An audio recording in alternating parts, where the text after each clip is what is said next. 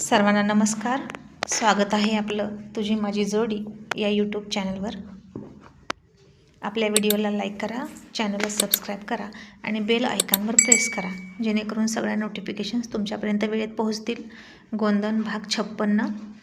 मग पुष्पाचं जेवण होतच होतं आणि दिगंबर तिला खाऊ घालत होता आणि आतापासूनच तिची काळजी घ्यायचा आणि आणखीन म्हणायचा, आई अजून काही असेल तर वाढा, सकाळची चपाती असली तरी चालेल.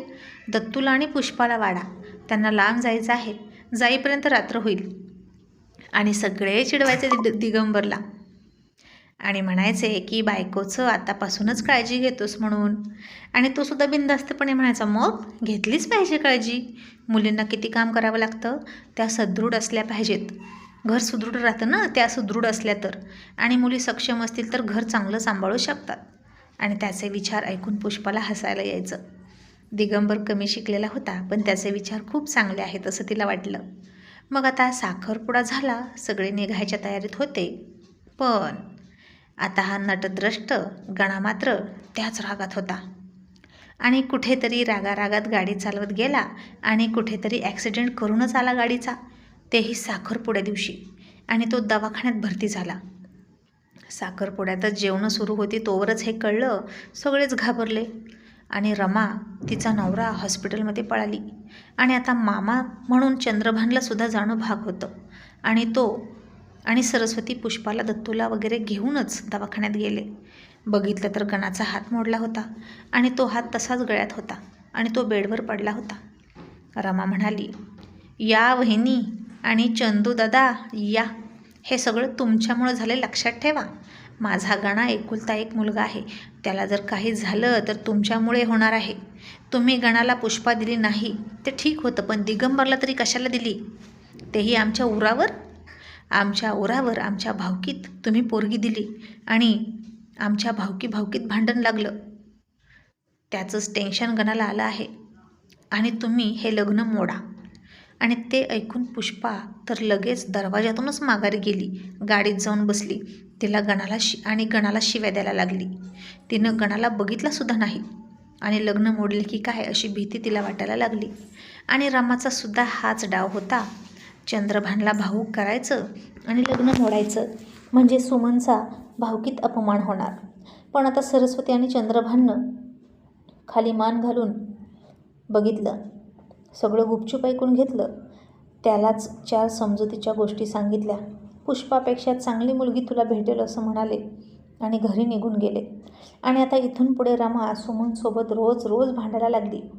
माझी सक्की भाची माझ्या उरावर केलीस, लक्षात ठेव सुमे, वाटुळं होईल तुझं असं म्हणायची. तुझ्यामुळे माझ्या गणाचा हात मोडला असं म्हणायची. आणि गणा तर आता जास्तच वेड्यासारखा करत होता. जिथे दिसल तिथं दिगंबरला शिवी द्यायचा, पण दिगंबर मात्र अजिबात शिव्या देत नव्हता.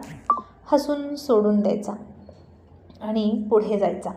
आणि गावातली माणसं म्हणायची, दिगंबर देव माणूस आहे म्हणून त्याला इतकी चांगली बायको मिळाली. आणि गणाला वाटायचं, मग मी राक्षस आहे का, मला का नाही मिळाली. आणि आता लग्नाचा मुहूर्त पैसा पाणी बघून काढूया असं सरस्वती म्हणाली. त्यामुळे पुन्हा सगळे थंड पडले आणि पुष्पा दिगंबरची स्वप्न बघत राहिली. कधी दिगंबर त्याच्या सख्या मामाच्यात यायचा, म्हणजेच पुष्पाच्या चुलत्याच्या घरी. तेव्हा पुष्पाला सुद्धा बघून चहा पिऊन जायचा आणि थोडं बोलणं व्हायचं दोघांच्यात. बाकी काही नाही, पण तितकी भेटसुद्धा आणि होणारी नजरानजरसुद्धा लाख मोलाची वाटायची पुष्पाला. आणि इकडे वैशालीसुद्धा लग्नाला आली होतीच की, तिलासुद्धा पाळी आली होती.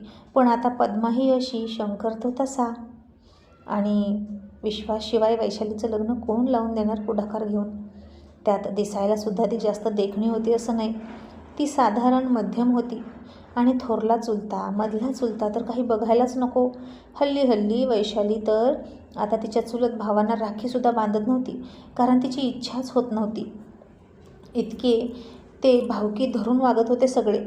आणि लहानपणापासून आपल्याला वैशाली राखी बांधत होती, ती आपली एकुलती एक बहीण आहे हे सुद्धा ते भाऊ विसरून गेले आणि ते सुद्धा तिला विचारत नव्हते. आणि अशा प्रकारे मन दुभंगली होती. ते सगळे राहायला शेजारीच होते, उमऱ्याला उमरा, पण बोलणं मात्र नव्हतं. पण विश्वास मात्र आवर्जून रक्षाबंधनाला यायचा, विश्वासचं मन मोडू नये म्हणून आणि ती नाराज राहू नये म्हणून. पण एक गोष्ट मात्र झाली, पद्मा आता इतरांच्यात कामाला जायला लागली. तिच्याकडे कामाचे पैसे यायला लागले. कोंबड्या, शेळ्या, अंडी असं तिचा स्वतंत्र संसार झालाच की. शंकरसुद्धा थोरल्याची बैलं मारायचा, नांगर मारायचा आणि पद्मा त्याच्याकडून सगळे नसले तरी कमी जास्त प्रमाणात पैसे घ्यायची. शंकरला फुकट काम करू देत नव्हती. शंकर फक्त काम करून यायचा आणि पद्मा पैसे घ्यायची.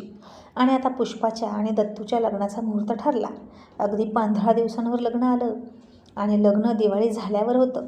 आता रमासुद्धा शांत झाली, पण ती रोज शिव्या द्यायची सुमनला आणि सरस्वतीला. माझी सख्खी भावजय असून उपयोग नाही, दोघे आता विहिनी होणार आणि एका गांडीनं हाकते त्या, असं म्हणायची. गणा मात्र चिडून होता. त्यानं एक डाव रचला आणि तो रमाला म्हणाला, आई, पुष्पा तुझ्या भावाची मुलगी आहे, दत्तूसुद्धा आहे मुलगा भावाचा, तर त्या दोघांना गणांगणाला बोलव. रमा रागात म्हणाली, जाऊ दे, मरू दे, कशाला बोलवायचं, मसनात जाऊ दे तिला. तुला नाकारलं आणि मी तिला साडीचोळी करत बसू का? गणा म्हणाला, तुला सांगतो तेवढं कर आणि मी तिला घेऊन येतोय. रमा म्हणाली, सरस्वती वहिनी तिला पाठवेल का तुझ्यासोबत? गणा म्हणाला, आता दत्तूसोबत आहेच की, तू फक्त निरोप दे. आणि मग रमानं निरोप दिला. चंद्र भानला की गणा येईल, त्याच्यासोबत दत्तूला आणि पुष्पाला पाठव गडांगणाला. किती पण झालं तरी एकुलती एक भाची आहे ती माझी. राग रागाच्या जागेला, पण आयुष्यभर ती माझ्यासोबत परत बोलायची नाही, कारण आता माझी चुलत का होईना पण सून म्हणून येईल ना इथं. मग रोज एकमेकींची तोंड बघावी लागतील, असा तिनं विचार केला. म्हणून सरस्वतीला फार बरं वाटलं आणि ती म्हणाली, ठीक आहे, पाठवून द्या गणाला, मी दत्तू आणि पुष्पाला पाठवते. आणि आता इकडे मग नेहमीप्रमाणेच सकाळी सकाळी उठल्या उठल्या विश्वासने त्याच्या हाताकडे बघितलं आणि पुन्हा आकाराग्रे वसते लक्ष्मीचा मंत्र म्हटला आणि तोच हात चेहऱ्यावर फिरवला. आळस झटकला आणि स्वतःच्या हाताच्या रेषांकडे बघायला लागला. पण त्या रेषांबद्दल त्याला काही वाटत नव्हतं, काही कळत नव्हतं आणि आपल्या नशिबात नक्की आहे तरी काय हे त्याला कळेना.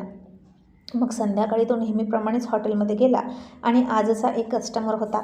त्याला विश्वास सर्व्हिस देत होता आणि तो माणूस सुशिक्षित ज्योतिषी होता. त्यानं विश्वासचं बोलणं बघितलं, त्याचा चेहरा बघितला आणि त्याचा तेजस्वी चेहरा बघून विश्वासला थांबवलं आणि म्हणाला, 1 मिनिट बेटा, इकडे ये, तुझी हरकत नसेल तर तुझा हात बघू का? विश्वासला या सगळ्यावर विश्वास नव्हता, पण तरीही आता विश्वासचे मित्र सोबतच होते आणि ते म्हणाले, विश्वास दाखव, बघू तुझ्या नशिबात काय आहे. विश्वासनं सुद्धा फार अनिच्छेने त्याला हात दाखवला आणि त्या माणसाने विश्वासला सांगितलं की तुझ्या हाताची भाग्यरेषा खूप लांब आहे, तू खूप श्रीमंत होणार आहेस. असाच प्रामाणिक राहा आणि मेहनती राहा.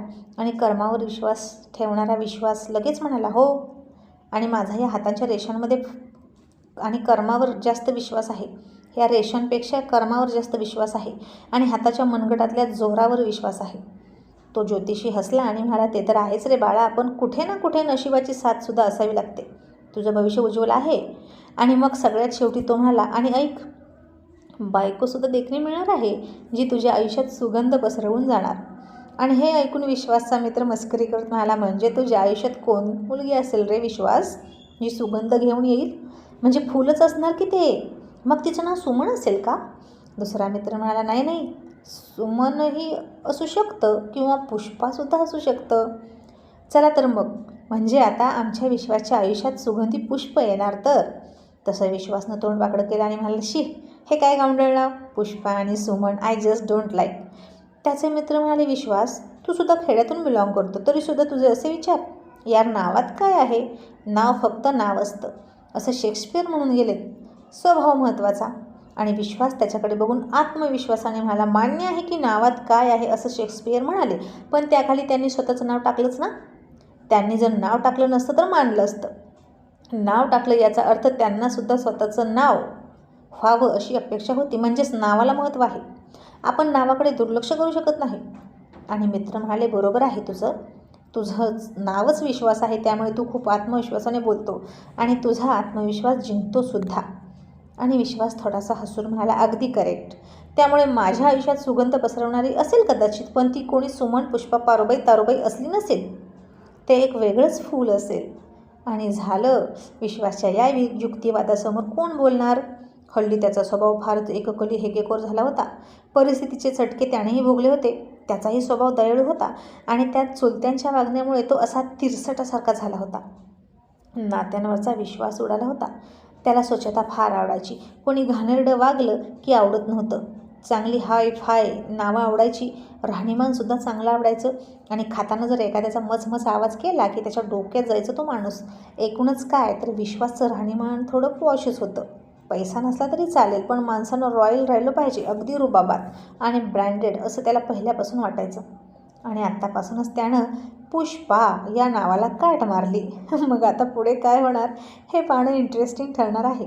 आणि इतक्यात तिकडून लिली आली आणि विश्वास पाठीमागं जाण्यासाठी वळला आणि उंच सँडल घातलेली लिली नेमकी विश्वासला धडकली आणि विश्वास घाबरला आणि तिला पडता पडता वाचवण्यासाठी त्यानं तिला एका हाताच्या मिठीत घेतलं.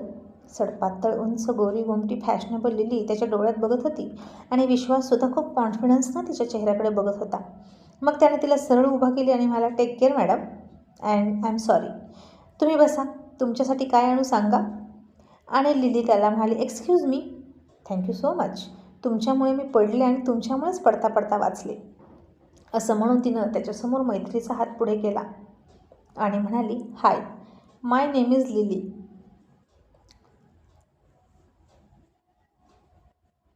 आणि त्या दिवशीबद्दल सॉरी.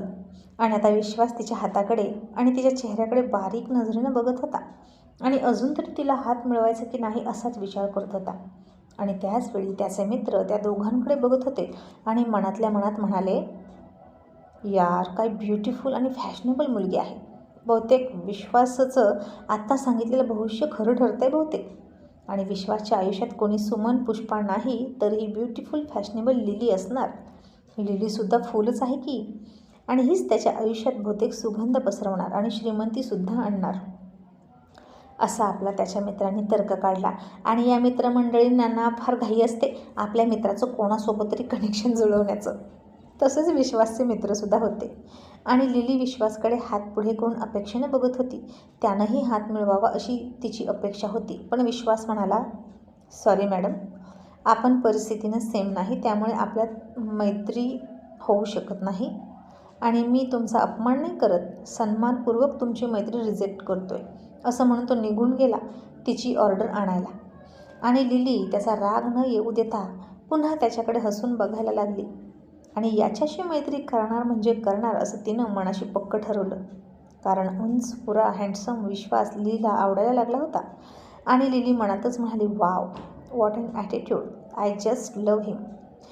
मग आता गणा पुष्पाला घेऊन येईल का गडांगणासाठी. आणि आता काय असेल गणाच्या डोक्यात.